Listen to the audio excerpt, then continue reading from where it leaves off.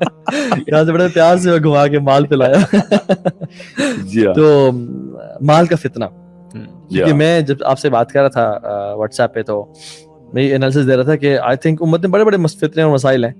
तो two of the biggest फितनास, एक माल का फितना और एक ऑपोजिट जेंडर का जो फितना है वो, और अलग मेरे भी फरमाया था. तो व्हाट डू यू सजेस्ट, कैसे आप लोग इसको ना, माल का भी जो फितना हमें पता नहीं चलता, इन्वॉल्व हर बंदा ही है इसमें. बिल्कुल बिल्कुल. मतलब अब देखिए ना, लोगों की इंपॉर्टेंस कम है हमारी नजर में और चीजों की इंपॉर्टेंस ज्यादा है. जब आपका मेहमान जूतों के साथ आपकी कारपेट पे चढ़ रहा है, आपको मेहमान बुरा लग रहा है और कारपेट आपको अच्छी लग रही है, तो ये सोसाइटी का ये लेवल आ गया है कि आपका सोफा आपको ज्यादा महबूब है और आपका जो मेहमान है आपको कम महबूब है, और आप सोफे की रिस्पेक्ट ज्यादा है आपके दिल में. तो ये इतना डिग्रेडेशन पे पहुंच गई है और गिरी हुई सोसाइटी बन गई है. हम इसको इंशाल्लाह खोलते भी हैं कि ये जो कैसे आया, ये जो हमें जो आइडेंटिटी क्राइसिस भी आया और सेंस ऑफ जो कंप्लीशन थी वो चली गई हमसे. और बचपन से ही हमारे पेरेंट्स ने ना असल में डाल दिया ना हमारे अंदर कि आपने या डॉक्टर, इंजीनियर और ये बनना है, और आपने बड़ा आदमी बनना है, और पैसे कमाने हैं, और अच्छा लाइफस्टाइल होना, ये सक्सेस है हमारी नज़र में. तो हम सब बचपन से ही ना डिजाइंड होते हैं, कंडीशनड होते हैं हर जगह पे, अपने घरों में भी, यूनिवर्सिटीज कॉलेजेस में भी. और हमारा मेन गोल ही होता है at the end of the day कि आप कितना अर्न कर रहे हो. This is your life and this is where your life ends. एक बल्कि हार्वर्ड की ना एक लॉन्गिट्यूडनल स्टडी है, बहुत जबरदस्त. उस पे टुक मेनी इयर्स, बल्कि जो लोग वफात पा गए उन पे भी हो रही थी और उनकी जनरेशन भी की गई लंबी. और उन्होंने eight the end of the day देखा कि who is a successful person. लोगों की वफात के टाइम पे कौन सा वो शख्स था जो कहता था कि मैं कामयाब हूँ और मुझे एक ना सेटिस्फेक्शन किसके पास थी, और सक्सेस असल में है क्या. ठीक है, तो उसमें बहुत सारे उन्होंने अपने तरीके से की, उनके अपने जहन के मुताबिक की. तो उन्होंने ये देखा, अपना एनालिसिस किया कि जो लोग मतलब जिनके पास बिलियनर्स थे वो ये नहीं कह रहे थे, जिनके पास बहुत बड़े गाड़ी और फार्म हाउस और पेंट हाउस वो नहीं कह रहे थे, जिनके पास गाड़ियां थी, एसयूवीज थी और जीएमसीज थी, वो नहीं कह रहे थे. रादर वो लोग जिन्होंने रिश्ते निभाए ना, जिन्होंने अपने रिलेटिव्स के साथ बना के रखी, जिन्होंने अपने माँ बाप को और बच्चों को टाइम दिया, you know at the end of the day no one says काश मैं अपने ऑफिस में मजीद टाइम गुजार लेता. हर बंदा कहता है काश अपने माँ बाप के साथ. तो साल भी आप इसी फिलॉसफी पे क्या कहते हैं? What do you think? Coming back to how the Quran addresses the big pharaohs of his own time. Quran के बाद की जो बड़ी खूबसूरती है वो ये कि तौरात जो थी ना वो अपने दौर के फिरौन को काफ़ी थी. इंजील जो थी वो अपने दौर के अपने सेल्फ मेड आकाओं को तोड़ने के लिए आई थी. कुरान पाक जो है ना वो क़यामत तक जितने भी फिरौन पैदा होने ना जो ग्लोबल लेवल के लिए आए, उन सब को काउंटर करने के लिए अलग अलग तरीके से पूरे चैप्टर बांध देता है. That's the beauty. इसलिए नबी इस्लाम के बाद किसी नबी की जरूरत नहीं है कि आप हर उम्मती ने इतनी ट्रेनिंग लेनी है कि जो मेरे दौर का इस वक्त का जो पीक है ना उसको मैं कैसे एड्रेस करूंगा कुरान पाक से. और बल्कि इमाम मालिक फरमाते हैं कि अगर आप कुरान पढ़ोगे you will find yourself in the Quran, mention in the Quran. यानी आप अपने एग्जांपल मिलेंगे आपको, ये जिक्रुकुम. सो देखें अब ना जो हमें एक चीज समझनी पड़ेगी, बहुत जरूरी है. इस वक्त जितने भी यूथ है ना या people who are under 40 or 30, they actually have this little craze and they go a little freaky and get delusioned. और ये सोच लेते हैं कि जैसे हज़रत आदम के पहले बेटे से लेके आज तक सब के सब उसी नहज पे सोचते हैं और वही ड्रीम एंड फैसिनेशन है जो कि इनकी है. और जब भी कोई कुरान पाक या हदीस की बात करेगा तो कहेंगे यार 1400 साल पहले कोई और मामले थे, आज कोई और मामला है. असल में ना इनको ये बात नहीं समझ आती कि 1400 साल पहले नहीं, सिर्फ 114 साल पहले भी कोई और मामला था. बिल्कुल. और 114 साल में क्यों कह रहा हूं? Because I know how this consumerism and hyper-consumerism, this disease which was invented by capitalism. And by the way, I'm not an anti-capitalist, nor am I a socialist. क्योंकि कुरान पाक ने सोशलिज्म का भी दर्स दिया हुआ है और कैपिटलिज्म का दर्स दिया हुआ है. There is a balance between these things. Hierarchy of competence को मानना मुसलमान का फरीज़ा है. वरना दर्जात का तो कोई कॉन्सेप्ट ही नहीं है ना. हायरार्की ऑफ कॉम्पिटेंस का मतलब है कि जो बंदा बड़ा एहसान कर रहा है उसको बड़ा एहसान का बदला बड़े हिस्से में मिलना चाहिए. और एक डॉक्टर की वो तनख्वाह नहीं हो सकती कि जो आपके कपड़े इस्त्री करता है उसकी. तो कैपिटलिज्म है इस्लाम में, मगर कंज्यूमरिज्म और हाइपर कंज्यूमरिज्म जो है ना ये इज एन ऑफशूट डिजाइंड. 114 साल इसलिए बता रहा हूँ क्योंकि 95 में मरा ना Edward Bernays, the daddy of consumerism. Exactly. He actually invented it in such an amazing and beautiful way. You have to read about him. And I actually had to do a thesis on him. That's why I was so fascinated by this guy. When I was going out, I was like, इतनी ताकत एक इंसान में हो सकती है. इसीलिए मैंने intellectual elite की बात करता हूँ, क्योंकि he was only talking to the intellectual elite. Freud का भतीजा है, जो फ्रॉइड उस वक्त जो इससे उधार मांगता होता था, लिटरली पैसे खत्म हो गए पैसे बेच. He was not talking to the mass, but he was known as the man who can tame the crowds. This is the man who invented the propaganda. The word propaganda was invented by the Nazis, but he is the one who actually gave a spin to propaganda. उसको उसने ऐसे ऐसे मौके पे इस्तेमाल किया जिसमें अब ये वुमेन मार्च नहीं होता. ये वुमेन मार्च के पीछे ना कोई समझ नहीं रहा, ये एडवर्ड बर्नेस की फिलॉसफी है. We have to. Whenever I see मेरा जिसमें I can see it. Oh my God, that you don't even know you're using it, right? मेरा भी नियो टीवी पे प्रोग्राम चल रहा है. वुमेन मार्च वाले को भी नहीं पता होता कि हम किस. I know वही बता रहा हूँ. नियो टीवी वाली ना वो खातून थी, she asked me कि आप इनके खिलाफ है ना. I said मैं अगर होता ना, मैं वुमेन मार्च के खिलाफ क्यों? मैं अल्लाह ताला औरतों को हकूक दे रहा. हम छीन रहे, मानता हूँ मैं छीन रहे. हकूक मानते हैं. कोई तो आए यार हकूक लेने के लिए, मगर I would have fired that woman जिसने ये बैनर बनाए. उसको यही नहीं पता प्रोपेगेंडा कैसे क्रिएट करते हैं. अगर वो जैसे सिगरेट के ऊपर नहीं वो जो मुंह जलावा और हाथ कटा हुआ, इस तरह अगर ये बैनर लाते ना कि तुम्हारी बेटी पे तेजाब गिरा हुआ है, ठीक है, तो रूह काम जाती कि वाकई किसी की बच्ची है जिसके ऊपर किसने तेजाब फेंका. So they did not know how to create the propaganda really well, even though they wanted to use it. And I can see Edward Bernays all over their banners. So जो Bernays की जब philosophy आप देखेंगे ना और उसके जो काम देखेंगे, that's when you'll realize कि उस लड़कियों को सिगरेट पीने के पीछे पाकिस्तान में क्या टैबू होना जो अमेरिका में टैबू था. You have no 114 साल पहले सॉरी 1890s की बात बता रहा हूँ, जब पीक पकड़ चुका था, इतना टैबू था. लड़की खुले कपड़े नहीं पहनेगी तो लड़की you know she is outcasted. Tight skirts और शॉर्ट स्कर्ट्स को तो कोई इमेजिन नहीं कर सकता था. पाकिस्तान में क्या पर्दे की बात होनी, ढीले कपड़ों की बात इस वक्त होनी जो अमेरिका में होती थी उस वक्त.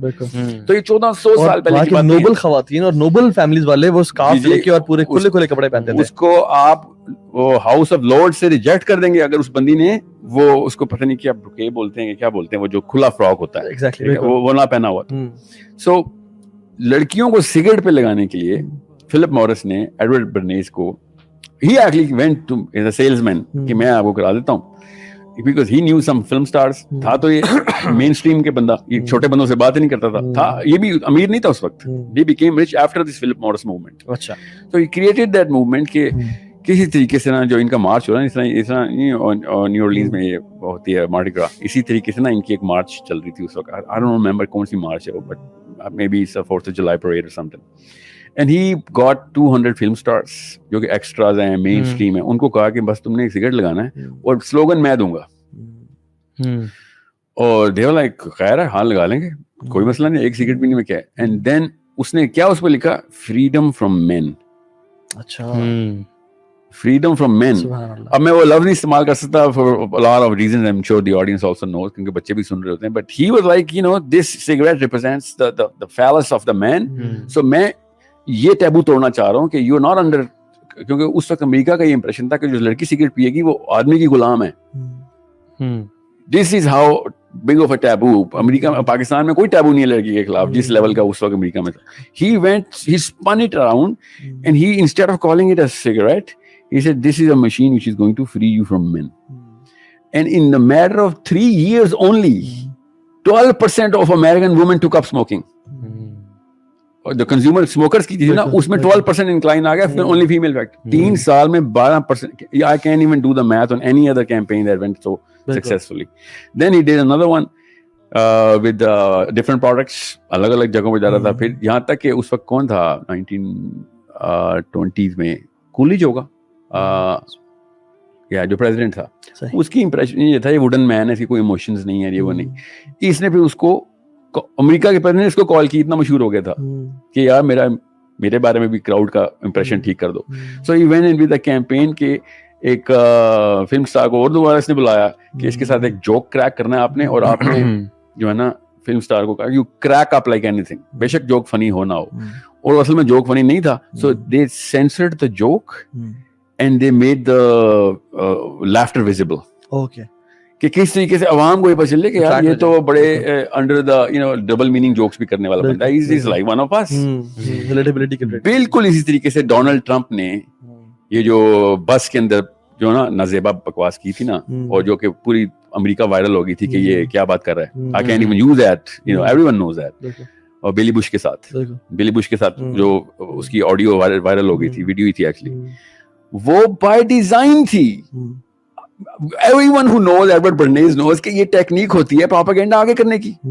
میں واپس خیر میں سورس پہ جا رہا ہوں, کنزیومرزم پہ آتا ہوں. دے ایکچولی میڈ شیور کہ پروڈکٹ کو, اس کی ذرا ہسٹری 20 سیکنڈ میں آپ کو بتاتا ہوں کہ امریکہ اس سے پہلے لیس دین 500 آئٹمز ہاؤس ہولڈ ہوتا تھا. بالکل 500 آئٹمز ہاؤس ہولڈ کا مطلب ہے اس وقت اسٹوڈیو میں نا کم از کم کچھ 500-700 چیزیں پڑی ہیں خالی اسٹوڈیو میں. اس بلڈنگ میں تو میں تعداد نہیں کرتا. اس وقت American average household 300,000 items پر ہاؤس ہولڈ پہ ہے. اس میں پینسل بھی آتی ہے, چابی, کی چین, کپ, ٹیبل, سب 300,000 آئٹمز پر ہاؤس ہولڈ ایوریج ہے اس وقت.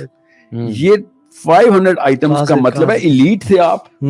اور کامن سینس کی بات ہے, آپ کو 90% آپ کے گھر کی جتنی بھی چیزیں اس کی ضرورت نہیں پڑی. لیس دین 1% آف دا ٹائم آپ وہ والے آئٹم استعمال کرتے ہیں جو گھروں میں ہم نے اسٹور کیے ہوتے ہیں. بلکہ میں ایک ریسرچ پڑھا تھا جس میں آج سے 50 سال پہلے, صرف 50 سال پہلے,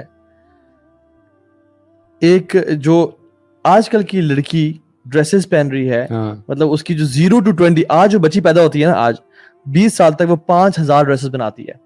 جو آج بچی پیدا ہوگی 20 سال تک 5,000 ڈریسز وہ بنائے گی. اور جو میرے پاس آج ڈریسز ہیں 50 سال پہلے اس سے کہیں کم لوگوں کے پاس ڈریس ہوتے تھے. ہماری تو کلوزٹس بھری ہوتی ہیں کپڑوں سے, اپنی وارڈروب ہم دیکھ سکتے ہیں. ناؤ دی بگ آرگیومنٹ اس کے سر ہیپینس انڈیکس کے خلاف آپ بات کرتے ہیں. Money you are against the very fact. یہ تو آپ کور فلسفی کو توڑیں. پہلے تو وہ والی سوال کا جواب دیں کہ منی میکس یو ہیپی. ہاں جی, the question میں آتا ہوں اس کے اوپر by the way, مگر money makes you the biggest prey for this consumerism by design, because ہم پیدا ہی پانی میں ہوئے.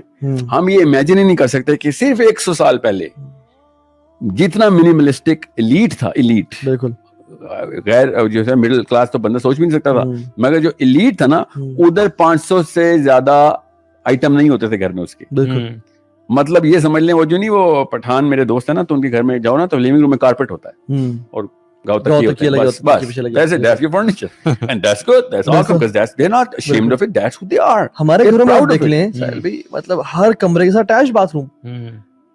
والد صاحب جب موبائل میں کام کر رہے تھے تو انہوں نے جب بلایا, ان کے دوست تھے, انہیں گھر پہ دعوت دی, تو وہ پریزیڈنٹ موبائل کا آیا, بابا بھی تھے, کوئی دوست تھے, تو انہوں نے کہا اپنا گھر تو دکھاؤ مجھے, major show me your house.